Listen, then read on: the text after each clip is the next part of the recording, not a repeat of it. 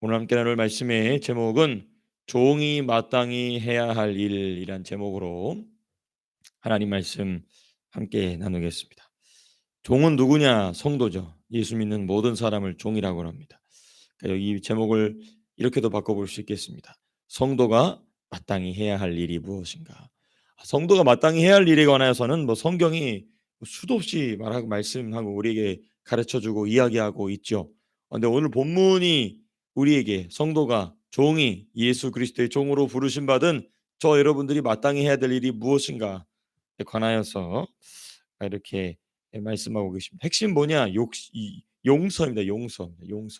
용서하라는 것입니다. 용서하라. 그게 이제 우리가 예수 그리스도의 종으로 부르심 받은 사람이 마땅히 해야 될 일이다.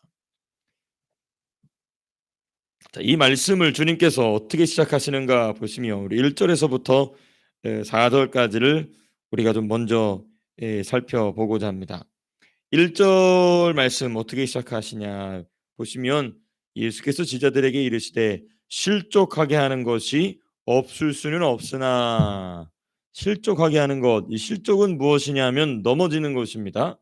근데 이 누구를 넘어지게 하느냐? 자기가 넘어지는 것이 아니라 또 다른 누군가를 넘어지게 하는 일이 없을 수는 없다. 주님도 이걸 인정하시는 것이죠. 우리가 완벽한 사람이 아니라는 것을 주님께서도 너무나 잘 알고 계시죠. 그러나 그렇게 하는 자에게는 화로다. 다른 누군가를 넘어지게 하는 사람은 정말 큰 화를 당하는 것과 같다. 그 사람에게는 큰 화다. 차라리 그 실족하여서 다른 누구를 넘어지게 할 바에는 그 목에 연자맷돌을 메고 바다에 던져지는 것이 차라리 낫다. 그 일을 벌려서 다른 사람을 망하게, 다른 사람을 넘어지게 하는 것보다 그 사람이 스스로 그냥 망하는 것이 낫다. 이런 말씀을 지금 주님이 하고 계신 것이죠. 그러니까 이건 뭐냐면 다른 사람이 가고 있는 그 신앙의 여정에서 그 사람을 넘어지게 한다. 이제 그 말씀이신 것입니다. 예수님을 믿고 하나님을 섬기며 성령과 동행하는 또 다른 누군가의 삶을 해방하여서 넘어지게 만드는 사람. 예. 그러면 이 우리가 예수님도 좀 말씀하신 것처럼 실족하게 하는 것이 없을 수 없다 그러셨습니다. 그러면 구체적으로 우리는 누구 무엇을 통하여서 실족시키기도 하고 또는 실족하기도 하는가? 핵심은 무엇이냐? 우리의 언어와 행동이겠죠. 예, 우리의 언어와 행동입니다.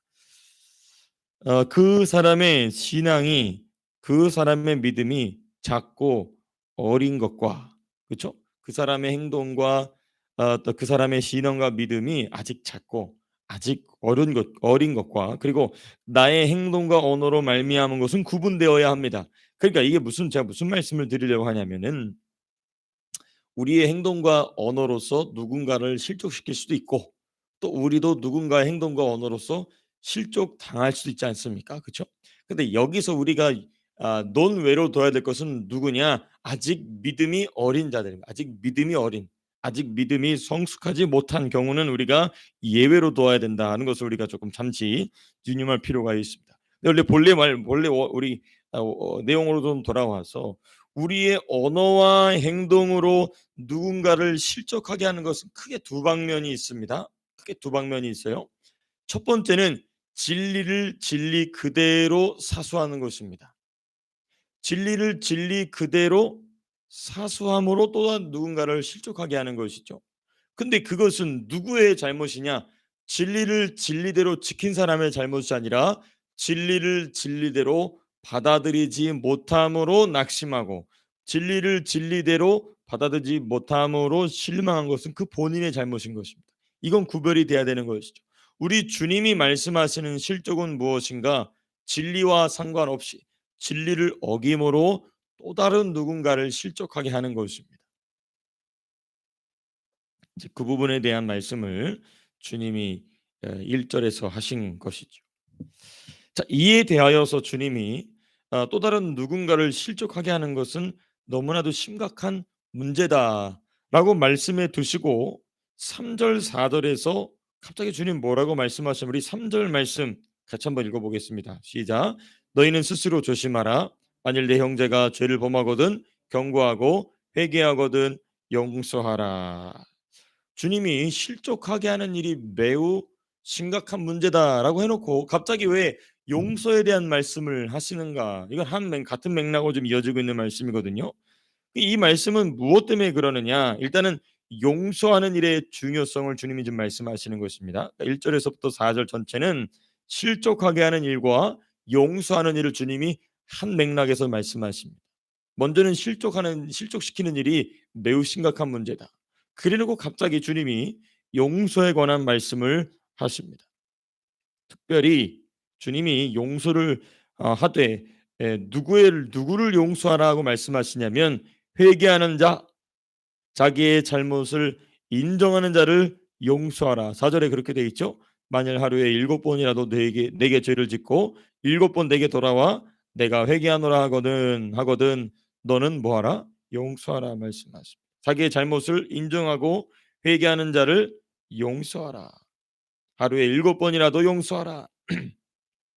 여러분, 이 용서는요 자기 힘으로 되는 게 아닙니다. 자기 힘으로 되는 게 아닙니다. 자기 힘으로 되는 게 아니에요. 오직 성령으로만 되는 용서입니다. 다른 복음서에서는 뭐라고 하냐면 70번에 몇 번이라도 7번이라도 그렇게 어마어마하게 많은 숫자로 용서하라고 주님 말씀하시죠. 그럼 이 용서는 어떻게 가능한 것인가? 여러분, 깊은 회개에 들어가는 사람, 또 자주 회개로 주님 앞에 나아가는 사람만이 용서할 수 있습니다.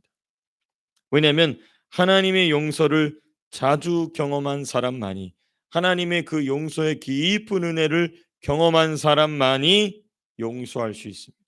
성령으로만 되는 것이죠. 그래서 우리가 무슨 어떤 큰 잘못을 저지르고 내가 어떤 실수를 해서 그것을 위해서도 우리가 당연히 회개해야 되겠죠. 그러나 우리의 일상생활 속에서 더 깊은 회개의 자리로 우리가 나아갈 수 있게 되기를 축복합니다. 왜냐하면 이 회개한 만큼 우리는 하나님 앞에서 용서를 경험하게 되고, 그 용서를 경험한 만큼 우리는 또 다른 누군가를 용서하게 되는 것이죠. 예. 이때 우리가 주님이 3절에서 같이 말씀하시는 게 뭐냐면 너희는 스스로 조심하라 해놓고 말씀하시고, 내 형제가 죄를 범하거든 뭐하고 경고하라. 이 일도 같이 하라는 것입니다. 이 일도 같이 해야 된다는 것입니다. 네. 이 경고에 대해서는 제가 조금 더 뒤에 가서 함께 말씀을 살펴보겠습니다만은, 우리가 진리를 가지고 타협하지 않은, 하나님 말씀을 가지고 타협하지 않음으로 또 다른 누군가로 하여금, 왜냐하면 이것을 경고함으로써 그 사람이 또 다른 누군가를 뭐하게 하는 일을 막으라는 얘기냐면 실족하게 하는 일을 막으라는 것입니다. 실족하게 하는 일을 막으라는 것이죠. 자, 그런데 우리는 이 용서에 대한 말씀을 주님께서 계속해서 반복적으로 용서하고 계속해서 용서하라는 말씀을 하실 때에 우리는 1절 말씀을 다시 상기하게 됩니다. 1절에 있는 말씀 무엇입니까? 실족하게 하는 것이 없을 수는 없으나, 이게 바로 용서와 연결되는 것입니다. 왜냐하면 너희들 중에 누구라도 실족하게 하는 일이 없을 수 없다. 이 얘기는 뭐냐면 계속해서 용서해야 될 너도 누군가에게 계속해서 뭘 받아야 될 사람이다? 용서를 받아야 될 사람이라는 겁니다. 그러니까 이게 1절과 2절에 실족하게 하는 일과 3절과 4절에 용서하는 일이 서로 연결되는 이유는 바로 이 점인 것입니다. 어느 누구도 예수 믿는 어느 누구도 또 다른 누군가를 실족하게 하는 일을 피할 수 없다는 것입니다. 그러므로 용서하기를 멈추지 말라는 것입니다. 성도가 다른 성도를 실족하게 하는 일은 완전히 막을 수 없다. 첫 번째, 육신의 연약함과 완고함의 결과 때문에 이렇습니다. 우리가 입고 살고 있는 우리 이 육의 장막이 연약하고 또는 완고하기 때문에 이 또 다른 누군가를 실족하게 하는 일을 완전히 막을 수 없다는 것입니다. 이게 이제 무엇과 연결이 되냐면, 우리가 이제 주일에 나눌 말씀인 너희는 서로 복종하라는 말씀이 나옵니다. 그 복종하라는 말씀이 그 앞에 조건이 뭐라고 나오냐면은 그리스도 예수를 경외함으로 피차 복종하라 이렇게 나와요. 그냥 복종이 아닙니다. 누구를 경외함으로?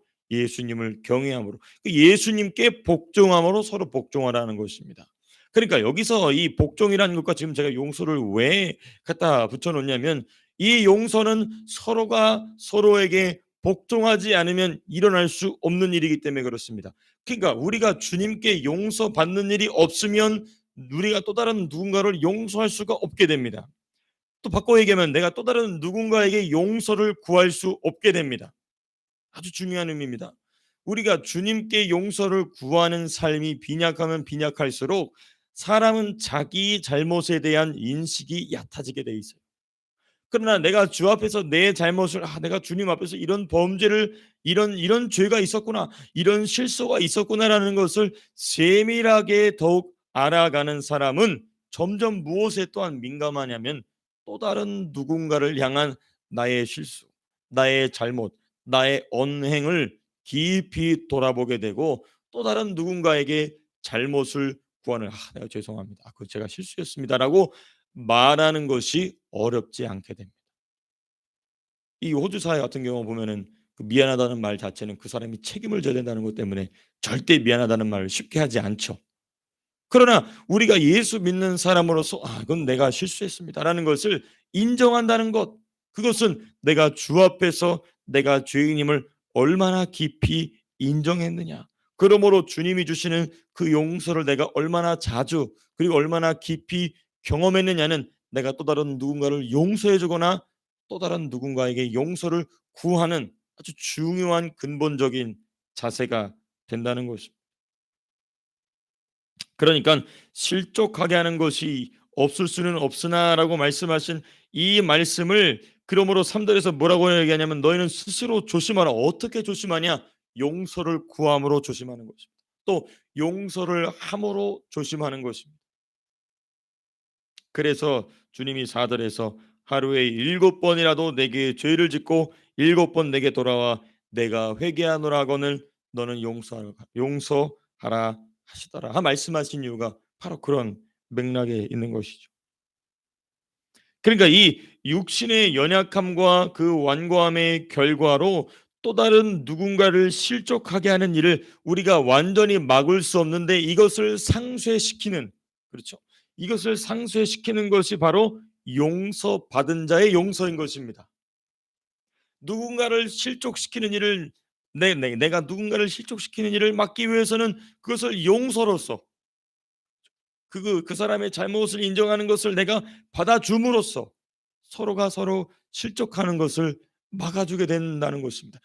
그러니까 주님이 여기서 말씀하시는 실족하는 것을 피할 수 없다. 그리고 용서를 많이 하라. 이것은 뭐냐면 그리스도의 공동체를 어떻게 견고하게 지킬 수 있느냐를 우리는 이 말씀, 이 네 구절의 말씀을 통하여서 발견하게 되는 것이죠. 성도의 용서는요, 실족하게 한 자에게 그러므로 다시 도전할 기회를 주게 됩니다. 실족시킨 자와 또 실족함을 당한 자에게 이 용서는, 이 권면의 용서는, 용서의 권면은 그 사람으로 하여금 다시 일어나 걸어가게 하는 힘이 되게 한다는 것입니다. 왜냐하면 마귀가 와서 그 사람을 계속 챕잡거든요. 넌 그런 실수를 하는 사람이야. 너는 그런 실수를 계속 저지르는 사람이야라고 그 사람을 와서 짓눌러 버린다는 것입니다. 그러나 용서받은 자, 그렇죠. 용서받은 자는 다시금 일어나서 주의 길을 가게 한다는 것입니다. 가게 된다는 것이죠. 우리가 그렇지 않습니까? 우리가 주 앞에서 범죄했어요. 그리고 주 앞에서 그 회개 죄의 문제를 가지고 씨름하면서 하나님 앞에 용서의 은혜를 경험합니다. 주님이 나의 죄를 용서하시는구나. 나의 죄, 나로 하여금 그 죄의 무거운 죄의 짐을 벗게 하시는구나 하면은 어떤 힘이 납니까? 다시 도전할 수 있는 힘이 난다는 것입니다. 다시 도전할 수 있는 힘. 그게 용서의 힘이고 용서의 능력인 것이죠. 예. 그러므로 용서하는 자는 자기도 그와 같이 실족하게 할 수 있는 자임을 하나님 앞에서 겸손히 인정하는 것입니다. 용서함으로써 주여 나도 이 일처럼 이 형제처럼 이 자매처럼 넘어질 수 있는 자 또는 또 다른 누군가를 넘어지게 할 수 있는 자입니다라는 것을 우리는 용서를 통하여서 하나님께 신앙을 고백하게 된다는 것이죠. 자, 그리고 나서 주님이 5절에서부터 10절까지는 무슨 말씀을 하시느냐? 겨자씨만한 믿음과 종이 마땅히 해야 될 일에 관하여서 주님이 말씀하십니다. 근데 이 비유의 말씀을 주님이 왜 하시냐면 5절에 보면 이렇게 이런 말씀이 기록되어 있습니다. 사도들이 주께 여짜오되 우리에게 믿음을 더하소서 하니. 그러니까 1절에서부터 4절까지의 말씀이 받기가 어려웠던 것입니다. 이게 받기가 어려운 말인 거예요. 왜? 그 당시에는 눈에는 눈, 이에는 이라는 이 그 당시 고대 근동 사회가 가지고 있었던 그 형벌 체계, 그리고 또 율법이 가지고 있는 그 율법의 형벌 체계로서는 도저히 이해가 되지 않는, 받아들여지기 어려운 말씀이었던 것이죠. 그러니까 이 제자들이 뭐라고 하면 주여 우리에게 믿음을 더하소서. 그러니까 제자들의 태도가 진지했던 것이죠. 주님의 말씀은 저게 뭐야 하고 넘어가는 게 아니라 저 말씀을 받아야 되는데 저 말씀이 받기가 어렵다. 그러므로 우리에게 뭘 달라? 믿음을 달라. 이렇게 예수님께 요청합니다. 그 두 가지가 어려웠던 것이죠. 사람이 또 다른 사람을 실족하게 하는 것이 피할 수 없다. 그 현실입니다. 이것도 믿음이 있어야 되는 것이죠. 또 두 번째, 사람이 용서하는 일을 멈추서는 안 된다. 이것도 믿음 없이는 안 되기 때문에 그런 것입니다. 자, 그럼 이제 주님이 답변하십니다. 주님이 답변하시면서 6절에 탁 시작하시면서 뭐라고 말씀하시냐면 주께서 이르시되 너희에게 겨자씨 하나일 만한 믿음이 있었더라면. 믿음에 대한 얘기를 대뜸하십니다. 용서에 대한 얘기를 통하여서 용서에 관한 말씀을 주께서 이어서 하시면서 믿음에 대한 말씀을 하십니다. 이게 무슨 말씀인가? 믿음이 있으면 지금 내가 말한 용서에 대한 일이 충분히 가능하다. 그게 무슨 말이냐? 그게 이제 구체적으로 어디에 나와 있냐면 7절에서부터 10절까지 쭉 나와 있습니다.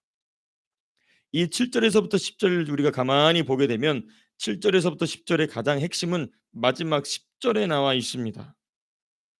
우리 10절 말씀 같이 한번 읽어보겠습니다. 시작. 이와 같이 너희도 명령받은 것을 다 행한 후에 이르기를 우리는 무익한 종이라 우리가 하여야 할 일을 한 것뿐이라 할지니라. 주님이 우리가 겨자씨만한 믿음이 있으면 이 겨자씨더러 이 뽕나무더러 뽑혀 바다에 심기어라 하면 그렇게 될 것이다라고 말씀해 놓으시고 갑자기 종이 마땅히 우리가 해야 될 일을 했습니다라는 비유의 말씀을 하세요. 이 말씀이 무슨 말씀이냐면 즉 믿음, 겨자씨만한 믿음이지만 이 겨자씨는 무엇입니까? 나중에 어마어마하게 큰 나무로 자라나게 되는 것입니다. 그렇죠? 그리고 이 유다서에 가면 이 믿음을 뭐라고 하냐면 지극히 거룩한 믿음이라고 얘기하고 있어요. 그렇죠? 이 믿음이 있으면, 왜냐하면 주님이 주신 믿음이기 때문에 지극히 거룩한 믿음이고 겨자씨만한 믿음이라 할지라도 주님이 주셨기 때문에 30배, 60배, 100배, 1000배의 결실을 맺게 하는 씨앗과 같은 것이 바로 주님이 주신 믿음입니다. 그러므로 이 믿음이 있으면 용서하는 일은 이 7절에서부터 10절에 나와 있는 종의 비유와 같이 이 일은 마땅히 해야 할 일로 여기게 된다는 것입니다.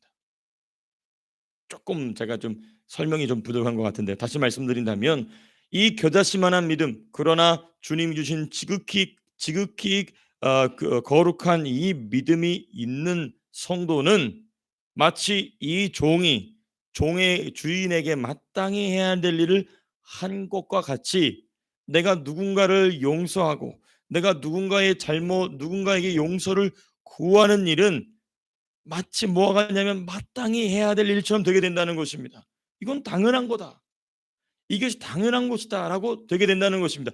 왜냐하면 이게 뭐하지 않으니까 우리에게는 당연하지 않기 때문에. 지금 제자들이 뭐냐면 이게 당연하지 않은 일이었어요. 그렇죠? 이게 매우 어려운 일이었습니다. 그런데 이 믿음으로 성령이 주시는 이 믿음으로 나아가는 자는 이 일이 무엇과 같이 되게 되느냐? 종이 주인에게 하는 마땅한 일과 같이 된다는 것입니다. 이게 바로 주님이 이제 이 제자들이 요청한 대로 주여 우리에게 믿음을 주십시오라고 한 말씀에 대한 응답이었어요. 예. 그러니까 이 용서하는 일, 용서를 구하는 일, 그래서 스스로가 스스로를 높이는 자고하는 일이 없게 한다는 것입니다. 자기를 대단히 여겨 위안을 삼는 것이 아닌 당연한 일로서 자기를 낮추게 된다는 것입니다. 이게 지금 이제 오늘 1절에서부터 10절까지 종이 마땅히 해야 할 일에 관한 주님의 말씀입니다. 이 말씀을 맺으면서 우리가 놓치지 말아야 할 일이 있습니다. 바로 제가 3절에 잠시 언급하고 뒤로 물려놨던 바로 경고하는 일입니다. 내 형제가 죄를 범하거든 경고하는 일입니다. 경고하는 일. 여러분이 경고한다는 일은 항상 날카롭게 책망하는 것만을 의미하지는 않습니다. 따뜻한 권면도 얼마든지 경고가 될 수 있습니다. 형제님, 자매님, 그렇게 하면 안 됩니다라고 우리가 따뜻하게 사랑의 말로 기도 가운데 하나님의 말씀으로 따뜻한 권면도 얼마든지 경고가 될 수 있다는 것입니다. 우리가 이 일에 유념해야 되는 것이죠. 그리고 경고하는 일은 곧 무엇과 연결되느냐? 우리가 지금 누가복음 전체에서 살펴보고 있는 하나님 나라를 확장하고 하나님 나라를 건설하는 종으로서 끊임없이 주님께 용서를 받고 또한 용서하는 마땅한 일에 충성된 자로서의 너무나 중요한 모습인 것입니다. 왜 그렇죠? 주님이 공생애를 시작하시면서 가장 먼저 하신 말씀이 무엇이었냐면은 회개하라였습니다. 회개하라. 이거 누구의 모습이냐? 누구의 사역이냐? 이게 바로 주님의 사역인 것이죠. 그러니까 이 용서하고 용서함 받는 이 삶 가운데 핵심 가운데 들어야 될 것은 무엇이냐? 권면하는 것입니다. 실족하게 하는 일 또는 실족하여 넘어지는 일을 막기 위한 권면, 경고. 이 사역이 이 헌신이 저와 여러분들에게 주님이 기대하시는 종이 마땅히 해야 할 일인 것입니다. 오늘 말씀을 통하여서 우리 한나라의 삶이 용서를 구하고 용서를 해주고 또 주의 말씀으로 따뜻하게 권면함으로 실족하는 것을 막는 귀한 주님의 은혜의 통로의 삶이 되실 수 있기를 주님의 이름으로 축복합니다. 자, 기도하고 마치겠습니다.